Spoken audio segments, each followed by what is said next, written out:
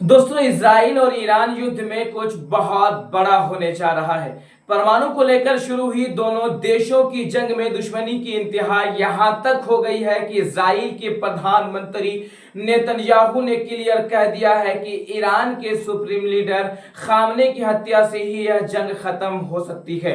दूसरी तरफ दोस्तों, तनाव का माहौल ऐसा है कि इजराइल को पीटता देख ट्रंप को कनाडा के अल्बर्ट राज में चल रही G7 की बैठक बीच में ही छोड़कर अमेरिका वापस लौटना पड़ गया। ट्रंप ने कहा है कि मैं सीज फायर के लिए वाशिंगटन लौट रहा हूं। ऐसा नहीं है, बात इससे भी कहीं बड़ी है। ट्रंप के इस बयान से लगता है दोस्तों की कुछ बहुत बड़ा होने वाला है। इससे पहले ट्रंप ने सोशल मीडिया पर लिखा, ईरान को परमाणु समझौते पर हस्ताक्षर करने चाहिए। ईरान न्यूक्लियर हथियार नहीं रख सकता। मैंने यह बार बार कहा है। सभी को तुरंत तेहरान खाली कर देना चाहिए। तो क्या अब अमेरिका सीधे तौर पर ईरान और इजराइल वार में उतरने जा रहा है? ट्रंप ईरान के लोगों से कह रहा है कि तेहरान शहर खाली कर दो, और दूसरी तरफ ईरान इजराइल से कह रहा है तेल अवीव खाली करके चले जाओ। ईरान की सेना IRGC ने ऐलान कर दिया है कि एयर स्पेस फोर्स कुछ ही घंटों में कब्जे वाले इलाकों पर सटीक हमले करेगी। सभी शहरों, स्थलों और सुविधाओं को वेधसैन्य लक्ष्य माना जाएगा।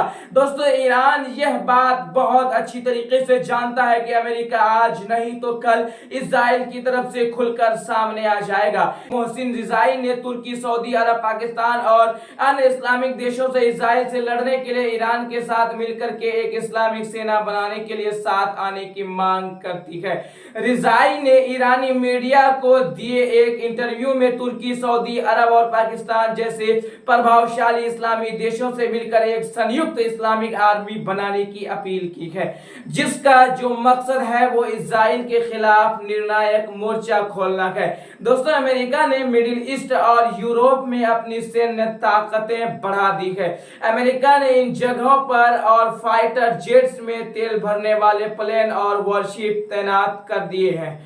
वाशिंगटन पोस्ट की रिपोर्ट के मुताबिक रविवार और सोमवार को अमेरिका से 2 दर्जन से ज्यादा टैंकर विमान यूरोप भेजे गए हैं। यह विमान अमेरिका के अलग अलग इलाकों से उड़ान भर के स्पेन, ग्रीस, जर्मनी, इटली और स्कॉटलैंड के एयरबेस पर पहुंचे। इन विमानों में KC-135 स्टेन टैंकर और KC-46 पिगासिस जैसे विमान शामिल हवा में ही दूसरे विमानों को ईंधन भरने में मदद करते हैं। दोस्तों, ईरान इजराइल पर आज जंग के 5वें दिन भी आफत बनकर बरसा है।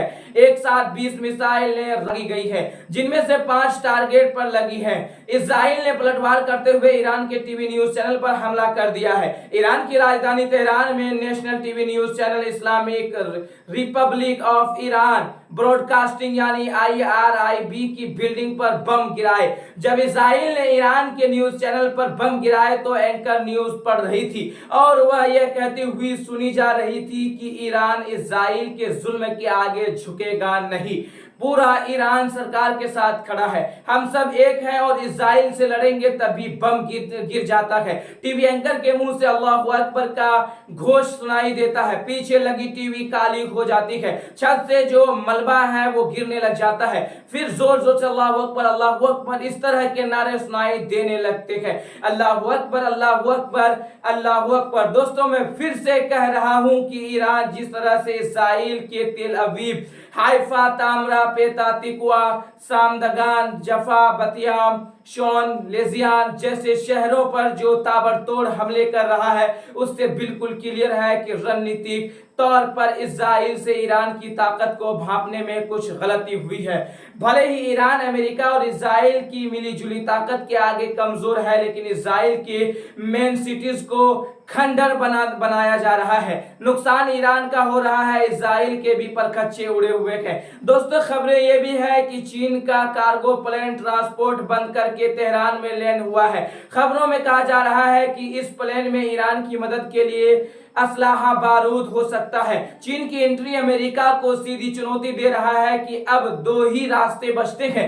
दोस्तों, पहला रास्ता यह है कि ईरान परमाणु समझौते पर हस्ताक्षर कर दे और कह दे कि भाई हम परमाणु बम नहीं बनाएंगे, और दूसरा रास्ता यह है कि युद्ध किया जाए, जो हारेगा वो घुटने टेक देगा, पीछे हट जाएगा। इजराइल हमले में अब तक 224 ईरानी मारे जा चुके हैं, जबकि 1481 लोग घायल बताए जा रहे हैं। वही इजराइल में अब तक 24 लोग मारे गए हैं, जबकि 600 से ज्यादा लोग के घायल होने की सूचना प्राप्त हुई है।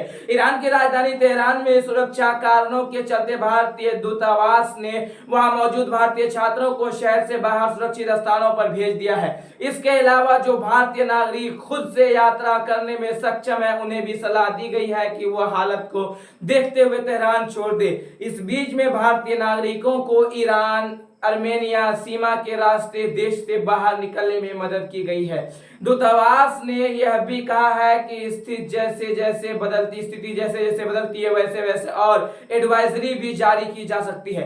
दोस्तों, फिलहाल के लिए मेरे साथ इतना ही। चैनल को सब्सक्राइब करें। इस खबर में इतना ही। इस वीडियो को ज्यादा से ज्यादा शेयर कीजिए। जय हिंद, जय भारत।